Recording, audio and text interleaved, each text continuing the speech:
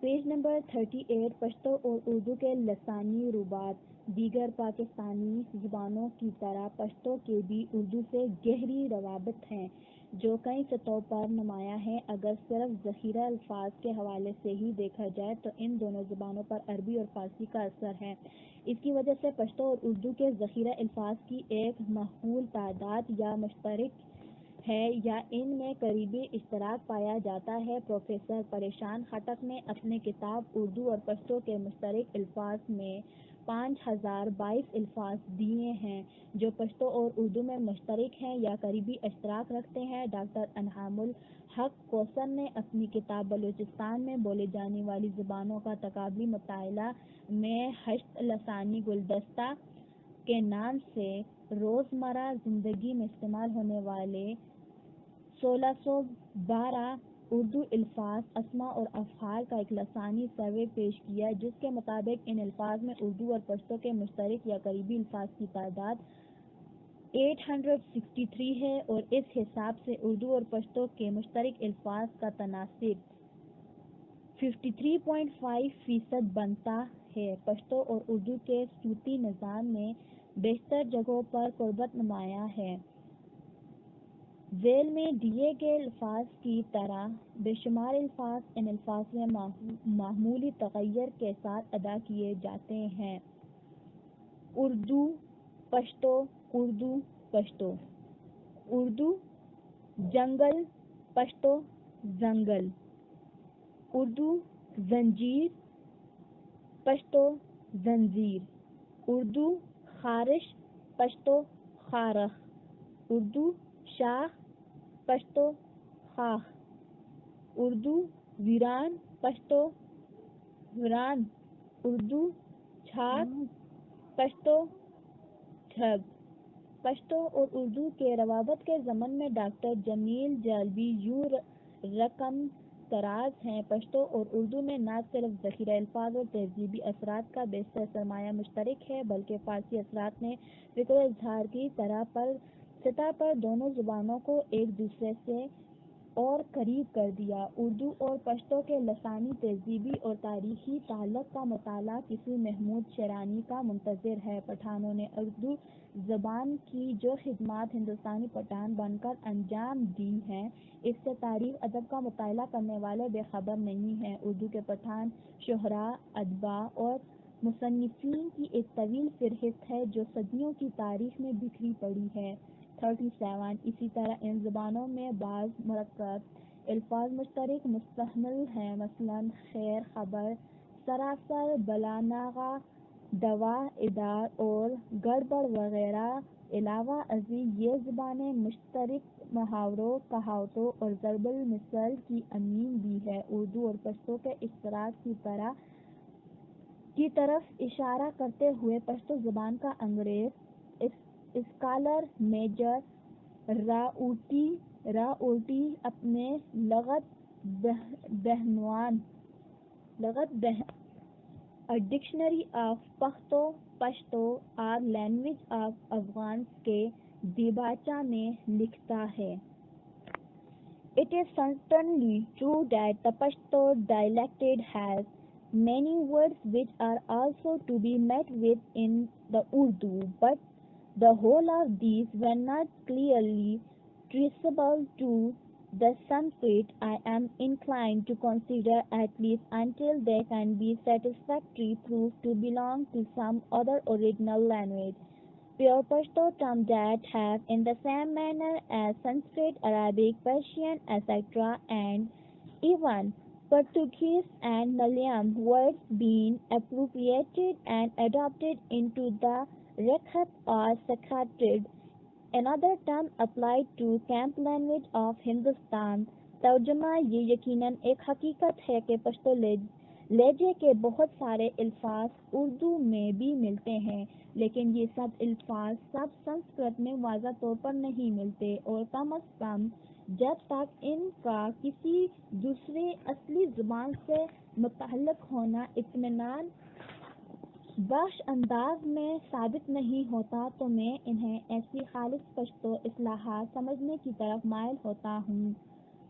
جو سنسکرت، عربی، فارسی وغیرہ اور حتیٰ کہ پرتگالی اور ملیالم الفاظ کی طرح یختہ زبان جو ہندوستان کی لشکری زبان کے لیے ایک اور اصطلاح ہے میں اپنائے گئے ہیں۔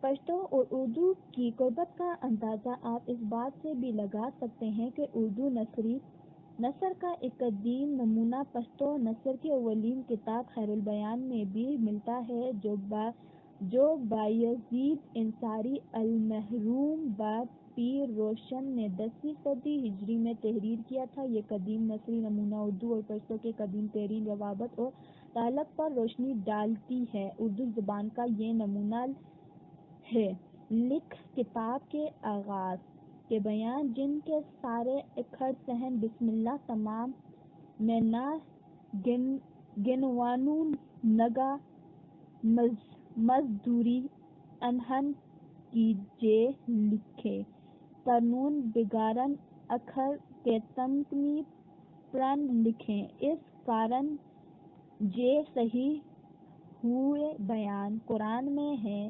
گاہیان 39 اور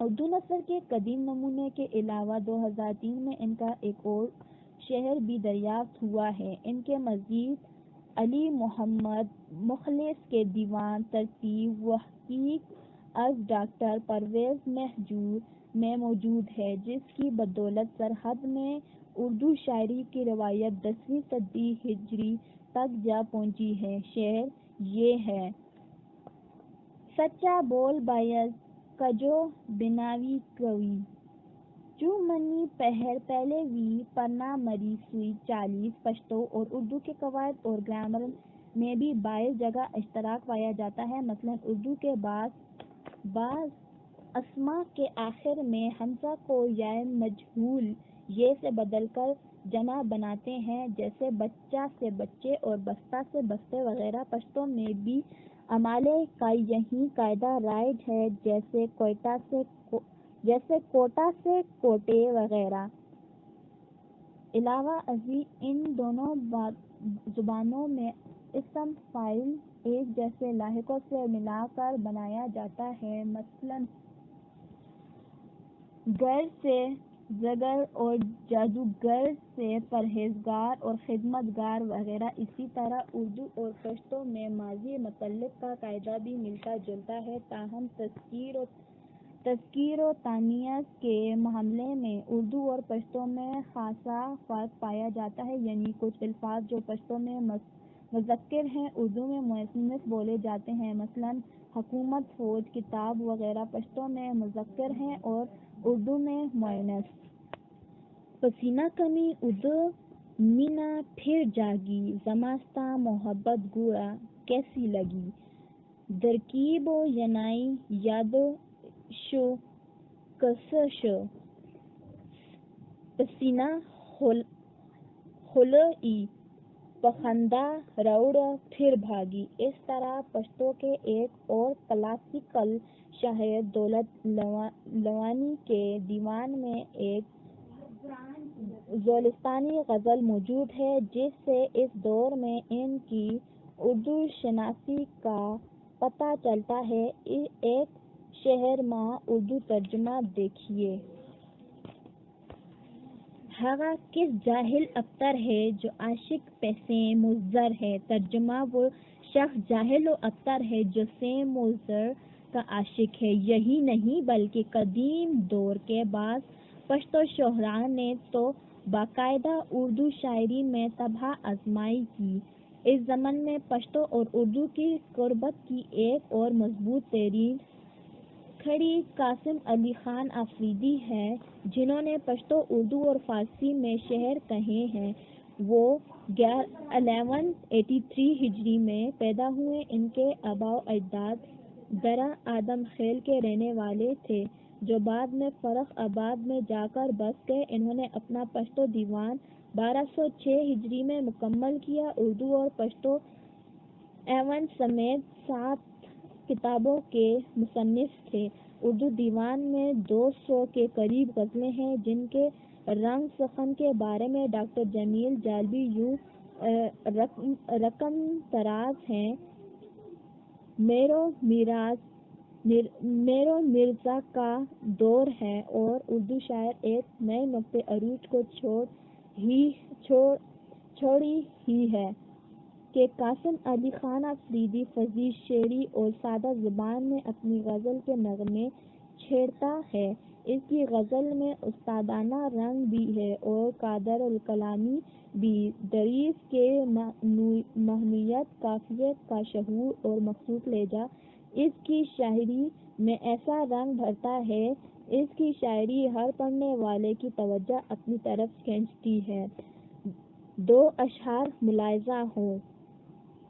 وہ آپ دکھانے کو صورت مجھے آتا ہے، جب اپنی نحوست کے ایام نکلتے ہیں، وحدت کا تماشا ہی کثرت کے مظاہر ہیں، آغاز سے ہر شے کے انجام نکلتے ہیں۔ پشتو کے ایک اور صاحب دیوان شاعر معزز اللہ خان مومند 1170 ہجری تا 1085 ہجری بھی پشتو کے علاوہ اردو اور فارسی میں شعر کہے ہیں۔ ان کا اردو کلام 7 غزلوں اور ایک مخمس پر مشتمل ہے، جس سے پشتو اور اردو کے قریب ترین تعلق پر روشنی پڑتی ہے۔ ان کا اردو نمونہ کلام ملاحظہ ہو: اگر مرنے کا کس کو شوق ہے، آ کر ملے اس سو، جو نازک بدن پھر آج مخمور و شرابی ہے، در و دیوار سو عاشق مبارک باد سنتا ہے، نشانی قتل کی ساجن تیرا چہرہ گلابی ہے۔ یہاں اس بات کا تذکرہ بھی بے جانا ہوگا کہ پشتو اور اردو دونوں کی قدیم شاعری فارسی شاعری سے متاثر ہے، جبکہ پشتو کا جدید ادب اردو سے متاثر ہوا ہے۔ ناول، افسانہ اور ڈرامہ اردو ادب کے زیر اثر پشتو میں آئے ہیں۔ اس کے علاوہ دور جدید میں سرحد اور بلوچستان کے بہت سے پشتون ادیب اور شاعر پشتو کے ساتھ اردو میں بھی ادب تخلیق کر رہے ہیں، جو کہ اردو زبانوں کی قربت کی نشاندہی کرتے ہیں۔ حمزہ شنواری پشتو کے ایسے اہم شاعر ہیں جن کے کلام کو قدیم دور کے اختتام اور جدید دور کے آغاز کے درمیان ایک پل کی حیثیت حاصل ہے۔ انہوں نے 5ویں جماعت میں اپنی شاعری کا آغاز اردو ہی سے کیا۔ شاعر ملاحظہ ہو: قبلہ سب عالم کا کعبہ ہے مگر حمزہ تیرا، یار کے محراب دو آبرو کا قبلہ اور ہے۔ دہلی اور لکھنؤ اردو کے دو بڑے مزار رہے ہیں۔ ان دونوں کے بیچوں بیچ روہیل کھنڈ کا علاقہ ہے، جو پشتو بولنے والوں اور افغانوں کا گھر کہلاتا ہے۔ روہیل کھنڈ کے نواب محبت خان نے اردو، پشتو اور فارسی میں اپنے کلام کے مکمل دیوان یادگار چھوڑے ہیں۔ یہ وہ جگہ تھی جہاں ابتدا ہی سے شہروں اور دیہاتوں میں روحانی سے اردو بولی جاتی تھی، اور اس اردو میں پشتو کے سینکڑوں الفاظ مستعمل تھے۔ اتنی تناظر میں امتیاز علی عرشی اپنی کتاب اردو میں اشتو کا حصے میں لکھتے ہیں: اس پورے علاقے روہیل کھنڈ میں بہت سے غیر مانوس لفظ آپ کے سننے میں آئیں گے۔ یہ سب لفظ پشتو کے ہیں اور معمولی سے لفظی یا معنی فرق کے ساتھ دن رات بولے جاتے ہیں۔ 42 ڈاکٹر جمیل جاحق نے تاریخ ادب اردو میں جو یہ لکھا ہے کہ پٹھانوں نے اردو زبان کو اور اردو نے پٹھانوں کو اتنا کچھ دیا ہے کہ ایک شخص کی دوسرے میں جھلکنے لگتی ہے۔ 43 تو اس کی بھی یہی وجہ ہے کہ ہندوستان کے جن علاقوں میں اردو ابتدائی دور میں ارتقائی مراحل طے کر رہی تھی، ان علاقوں میں پشتون خاصی تعداد میں آباد تھے، اور دونوں زبانوں یعنی اردو اور پشتو کا لفظی سطح پر آپس میں گہرا لین دین تھا۔ اردو اور پشتو کے لسانی روابط کے بارے میں ایک اور حوالہ بہت اہم ہے، اور وہ یہ کہ اردو زبان میں ملائمت اور رکھ رکھاؤ کا عنصر پایا جاتا ہے، جبکہ پشتو کا یوسفزائی لہجہ بھی ان خصوصیات کا حامل ہے۔ علاوہ ازیں پشتو سے اردو اور اردو سے پشتو میں تراجم نے بھی دونوں زبانوں کو قریب تر کیا ہے۔ مختصر یہ کہ اردو اور پشتو تہذیبی اور تاریخی لحاظ سے گہری مشابہت رکھتی ہے اور لسانی گروہ کے حوالے سے بھی دونوں آریائی زبانیں ہیں۔ فرق صرف یہ ہے کہ اردو ہندوستانی شاخ سے وابستہ ہے جبکہ پشتو ایرانی شاخ سے۔ پیج نمبر 44 حوالہ جات نمبر 1 عبدالحی حبیبی دبنتو ادبیات و تاریخ جلد دوئم کابل ابن طولنا بار دوئم 1342 ہجری شین صاد ریشو 3 4 نمبر 2 نعمت اللہ ہروی خواجہ تاریخ خان جہانی و مغران افغانی مترجم ریشو ڈاکٹر محمد بشیر لاہور مرکزی اردو بورڈ طبع اول اگست 1978 سواد ریشو 34 نمبر 3 ایزن سواد ریشو 63 64 نمبر 4 نعمت اللہ ہروی خواجہ تاریخ خان جہانی و مخزن افغانی سواد ریشو 84 85 نمبر 5 ایزن سواد ریشو 86 نمبر 6 ایزن سواد ریشو 87 نمبر 7 ایزن سواد ریشو 88 نمبر 8 بہادر شاہ ظفر کاکا خیل سید ہشتون عینی نسل کے آئینے میں پشاور یونیورسٹی بک ایجنسی 1944 سواد ریشو 16 نمبر 9 ایزن سواد ریشو 16 17 نمبر 10 اولو کیرو سرحان مترجم ریشو سید محمود علی پشاور پشتو اکیڈمی پشاور یونیورسٹی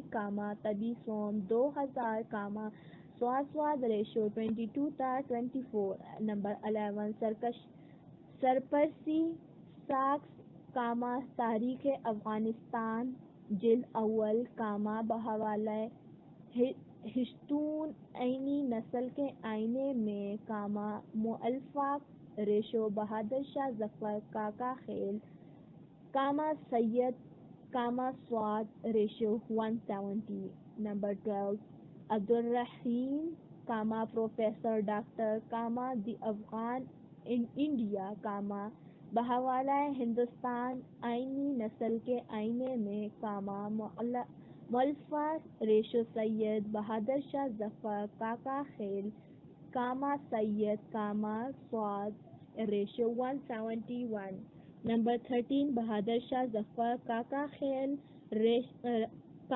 سید ہشتون تاریخ کے آئینے میں مترجم ریشو سید انور الحق سید پشاور یونیورسٹی بک ایجنسی سین نون سواد ریشو 43 44 نمبر 14 بہادر شاہ ظفر کاکا خیل سید ہشتون تاریخ کے آئینے میں سواد ریشو 90 نمبر 15 خان روشن خان تذکرہ پٹھانوں کی اصلیت اور ان کی تاریخ کراچی روشن خان ایجوکیشنل ٹرسٹ 1982 سواد ریشو 363 نمبر 16 عبدالحی حبیبی دبنتو ادبیات و تاریخ جلد اول کابل عمومی مطبع 1946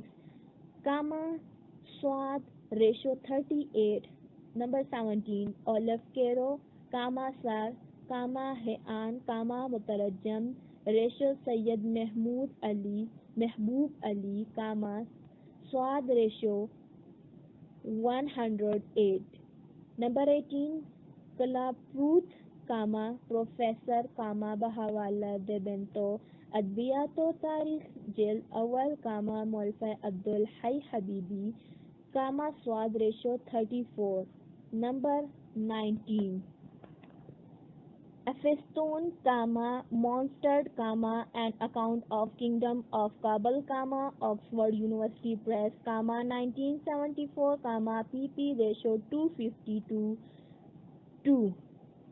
Number 20. Drone Doctor, Debinto Adviyato Tarikh Jil Awal, Molfa Ratio Abdul Hayy Habibi, Swad Ratio 34. Number 21. را اورٹی میجر بہاوالہ دبنتو ادبیاتو تاریخ جل اول مولفہ عبدالحی حبیبی سواد ریشو 35 نمبر 22 بلو Henry Walter A Grammar of Pashto or Pashto Language, Peshawar, Saeed Book Bank, 1986, pp. Ratio X, XI. Number 23. Trump Dr. Bahawala, Binto Adbiyato Tarikh Jil Awal, Swad Ratio 35, 36. Number 24. Dar Mysterier, Bahawala, Binto Adbiyato Tarikh Jil Awal, Molkha Ratio Abdul Hayy Habibi, Swad Ratio 35. Number 25.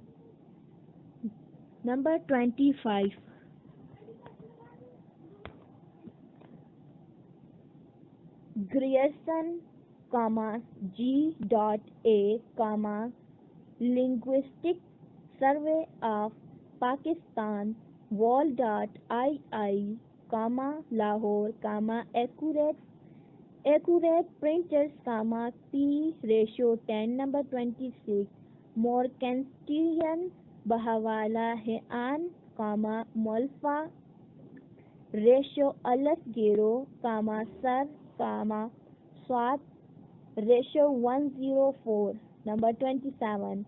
Aleph Gero, Sar, Hean, Mutarajam, Sayyid Mehboob Ali, Swat Ratio 107. Number 28. Abdul Hayy Habibi, Binto Adbiyato Tarikh Jil Awal, Swat Ratio 24. Number 29. Bahadur Shah Zafar Kaka Khel, Sayyid Hishtun Any Nasl Ke Aine Mein, Swad Ratio 266. Number 30. Elzan, Swad Ratio 267. Number 31. Khayal Bukhari, Sayyid, Hishto Adab Mazmoon Mashmula Ikastani Adab, Martaba Abdul Shakur Ehsan, Lahore, Idara Tehqiqat Pakistan, 1981, Swad Ratio 130. Number 32. Ajmal Khatak, Pashto Adab Makalma Mashmula Alag Ke Is'ar, Martabin Ratio Faragh Bukhari, Raza Hamdani, Lahore, Koshka Adab, Sin Noon, Swad Ratio 35. Number 33. Bazid Ansari, Khairul Bayan, Tadween Muhammad Abdul Qudus Qasmi, Peshawar, Pashto Academy, Peshawar University, Tabar Dome, 1988, Swad Ratio 133, 134. Number 34. Hebintol Lake Lar, Peshawar, Pashto Academy, Peshawar University, 1991, Swad Ratio 78. Number 35. Azam, Swad Ratio 8, 10. Number 36 Azan, Swad, ratio 28:30. Number 37 Jamil Jalbi, Doctor, Tarikh Adab Urdu, Jild Awwal, Lahore, Majlis Taraqi Adab, Tabha Doem, January 1984, Swad, ratio 703. Number 38 Reverti, HG, a dictionary of Pashto, Pashto, a language of Afghans, Karachi, Indus Publications, 1930 pp. Ratio IX, XXV. Number 39 Bazid Insari, Khairul Bayan, Swad, ratio 131. Number 40 Ali Muhammad Mukhlis, Dahli Muhammad Mukhlis Diwan, Tadween o Tahqiq, ratio Dr. Parvez Mahjoor, Peshawar, Pashto Academy, Peshawar University, Sin Noon, Swad, ratio 581. Number 41 Jamil Jalbi Waqfa, Akhar, Tarikh Adab Urdu, Jild Awwal, Swad, ratio 706.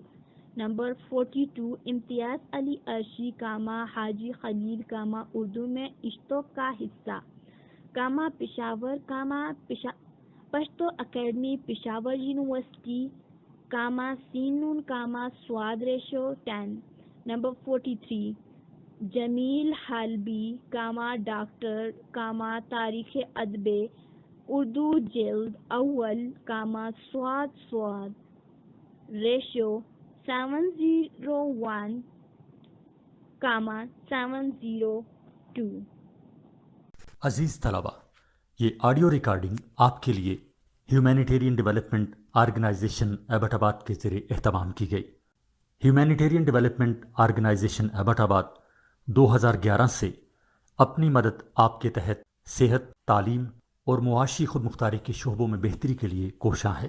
ادارہ نے نہ صرف خیبر پختونخوا بلکہ ملک بھر کے نابینا طلباء کی تعلیمی مشکلات اور رکاوٹوں کو دور کرنے کے لیے FA تا ماسٹرز لیول کی نصابی کتب اور کورسز، جن میں علامہ اقبال اوپن یونیورسٹی کے کورسز بھی شامل ہیں، کو آڈیو ریکارڈنگ میں منتقل کرنے کا اہتمام کیا ہے، تاکہ نابینا طلباء اعلیٰ تعلیم تک رسائی حاصل کر کے ملک و قوم کی ترقی اور خوشحالی میں اپنا بھرپور کردار ادا کر سکیں۔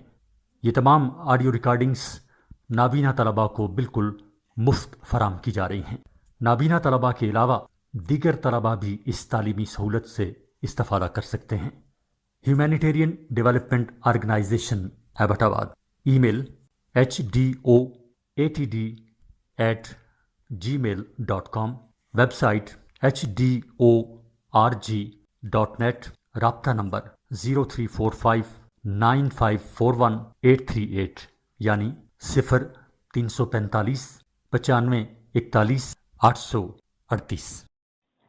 پیج نمبر 47 پشتو شاعری کا آغاز و ارتقاء، کسی زبان کے ادب کی ادوار بندی اس قوم کی تاریخی، سیاسی، اقتصادی اور اجتماعی یعنی معاشرتی اور ثقافتی حالات کے پیش نظر کی جاتی ہے۔ ایک دور کا مطالعہ ایک مخصوص اثر کا مطالعہ ہوتا ہے اور اس مخصوص اثر کا تعین مخصوص ادبی رجحانات، میلانات اور اسالیب کو پیش نظر رکھ کر کیا جاتا ہے۔ پشتو کے علماء ادب نے پشتو کی قدیم شاعری کو 3 ادوار میں تقسیم کیا ہے۔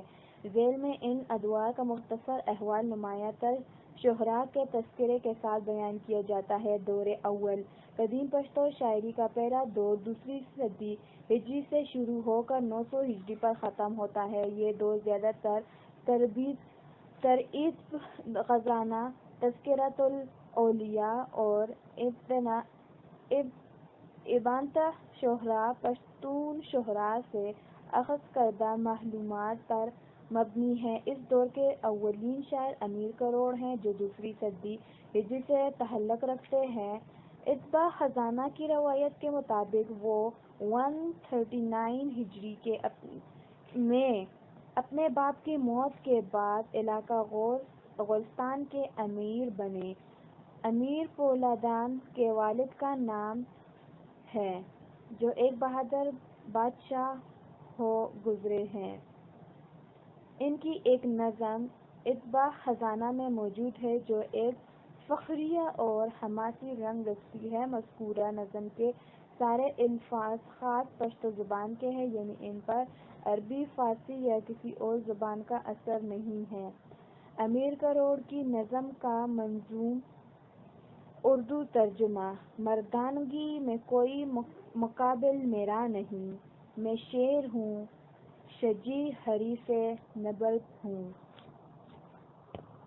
میں ہند و سندھ و کابل و زابل میں فرد ہوں، مردوں کا مرد ہوں ثانی میرا نہیں۔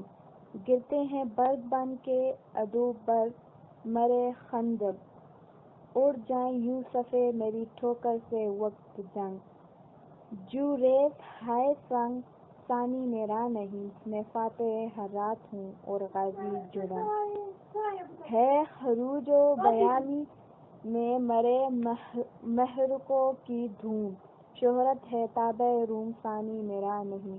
دشمن کو دی کنارے حریف وال پر شکست، برسائے تیر مرد بے مثل صاحب مست۔ ہراج مجھ سے پست ثانی میرا نہیں، دشمن کے حق میں قہر ہوں اپنوں پہ میں رباں۔ واقف ہے وہ ملی میرے دم سے جنہیں اما، چڑ کی ہے جن پہ جاں ثانی میرا نہیں۔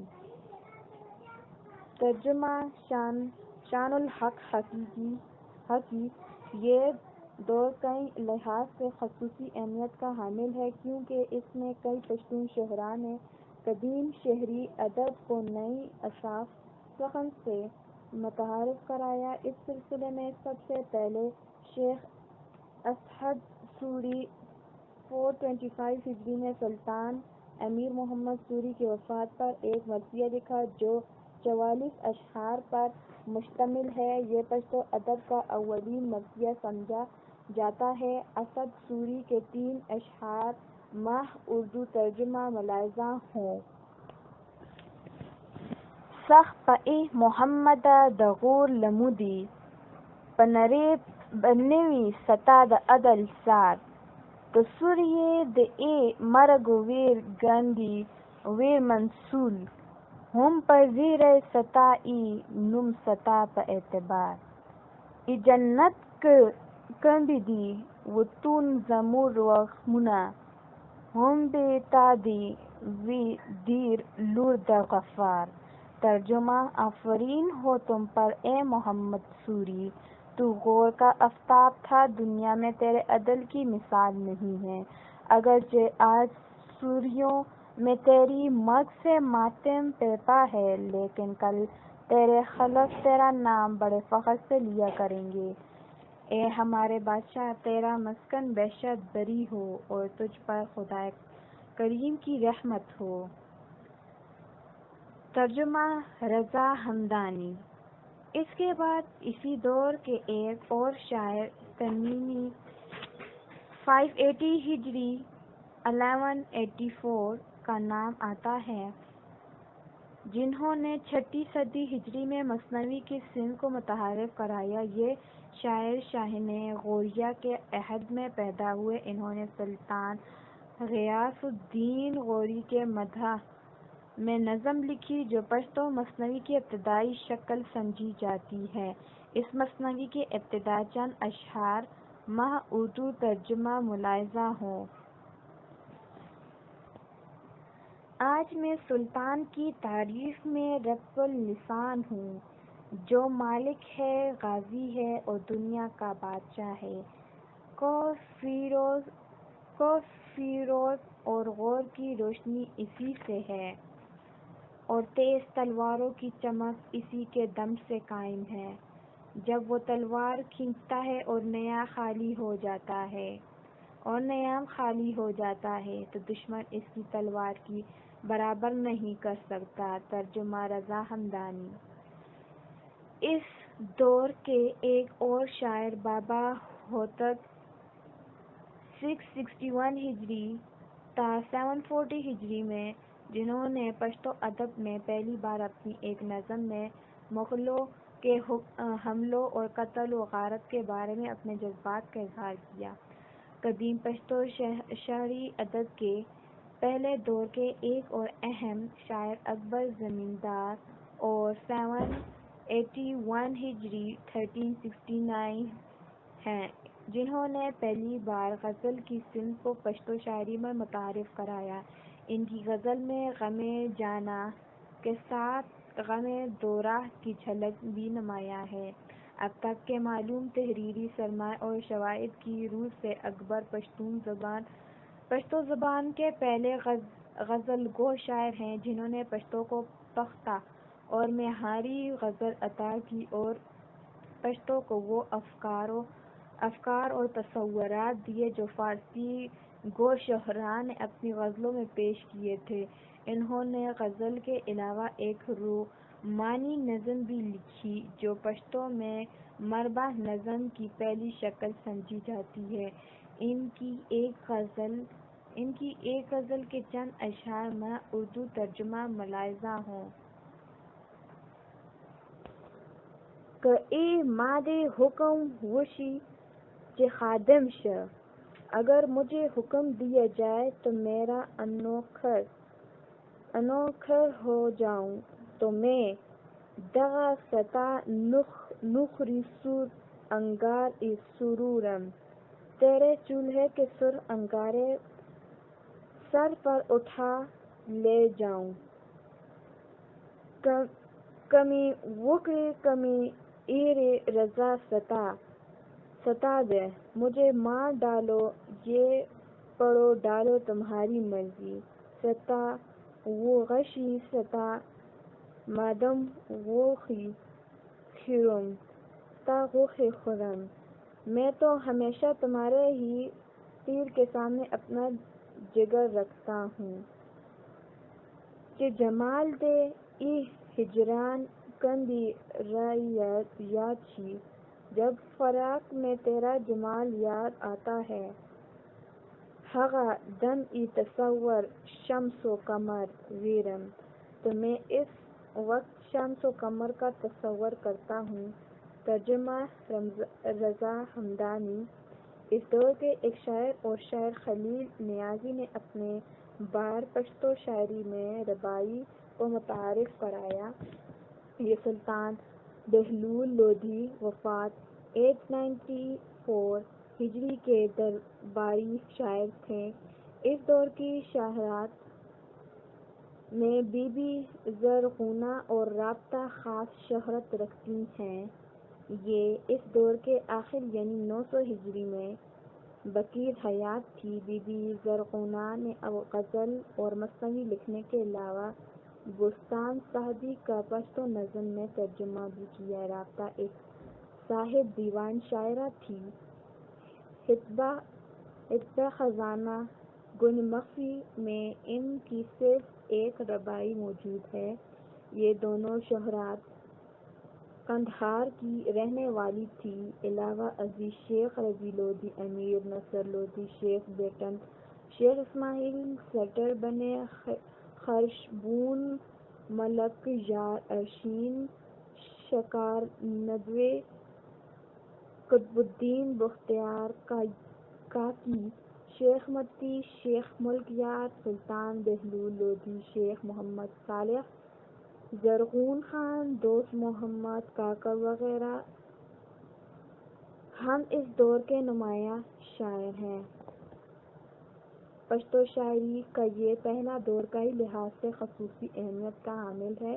کہ پشتو شاعری میں کئی اصناف سخن مثلاً مثنوی، مرثیہ، قصیدہ، غزل، رباعی اور مرتبہ نظم اسی دور میں متعارف ہوئے۔ اس دور کے نظمیں پیچیدہ افکار و تخیلات سے مبرا، سادہ اور عام فہم ہیں، تاہم اس میں مستعمل بعض الفاظ اب متروک ہیں۔ یہ دور 8 صدیوں کو محیط ہے، جس کے بارے میں محققین کی مجموعی رائے یہ ہے کہ امیر کروڑ کے بعد چوتھی صدی ہجری تک پشتو شاعری دوسرے زبانوں کے اثر و نفوذ سے بالکل محفوظ رہی، لیکن چوتھی صدی ہجری کے بعد اس پر عربی، فارسی اور ترکی کے اثرات نمایاں ہونے شروع ہو گئے۔ اس دور کی کتابوں میں دسالوگما، داغدئی مینا، دشت و بستان، غرخشت نامہ وغیرہ کے محض نام ملتے ہیں، مگر یہ کتابیں تاحال دستیاب نہیں ہوئیں۔ ان کے نام حتبہ خزانے کی وساطت سے ہم تک پہنچتے ہیں۔ دوسرا دور پشتو شاعری کا دوسرا دور شمیخ دور کہلاتا ہے۔ اس دور کا سب سے مشہور نام بایزید انصاری المعروف بی ہیروڑو بنان پیر روشن 1931 تا 980 ہجری ہے۔ صوبہ سرحد کے جنوبی اضلاع کے لہجے کے مطابق ہیرو بنان کو پیر روشنان کہا جاتا ہے۔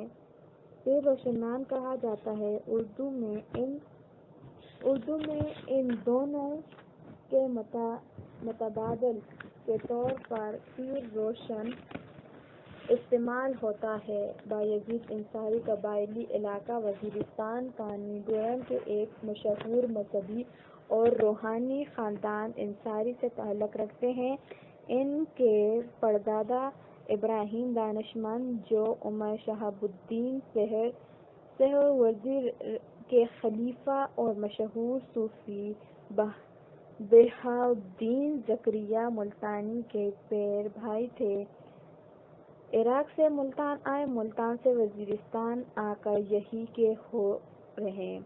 حضرت بایزید انصاری المعروف پر پیر روبنان پیر روشن ایک صوفی دانشور تھے۔ صوبہ سرحد کی تاریخ میں وہ ایک اہم مذہبی اور صوفیانہ تحریک کے بانی تھے۔ صوفیانہ تعلیمات کے ساتھ ساتھ بدعت اور شرک کے مخالفت کا عزم لے کر وزیرستان سے اٹھ کر صوبہ سرحد کے جنوبی علاقوں سے ہوتے ہوئے شمالی علاقوں تک آئے اور مردان کے علاقے میں ہی 980 ہجری میں وفات پا گئے۔ وہ متعدد کتابوں کے مصنف تھے۔ مقصود المومنین، صراط التوحید اور خیر البیان ان کی مشہور کتابیں ہیں۔ خیر البیان کو وہ الہامی کتاب قرار دیتے ہیں۔ اس کی تاریخ تصنیف بعض محققین کے نزدیک 957 ہجری، 972 ہجری اور بعض کے نزدیک 975 ہجری ہے۔ تصوف کے موضوع پر لکھی گئی اس کتاب کے صوفیانہ افکار نے پشتو کی کلاسیکی شاعری میں ایک ادبی مکتب کو جنم دیا، جسے پشتو ادب میں روبنانی مکتب، روشنیہ مکتب کہا جاتا ہے۔ روشنیہ مکتب سے تعلق رکھنے والے شعراء میں ملا رضوانی خویشکی، مرزا خان انصاری، دولت لوانی، واصل روشانی، علی محمد مخلص، کریم داد وغیرہ ہم بطور خاص قابل ذکر ہیں۔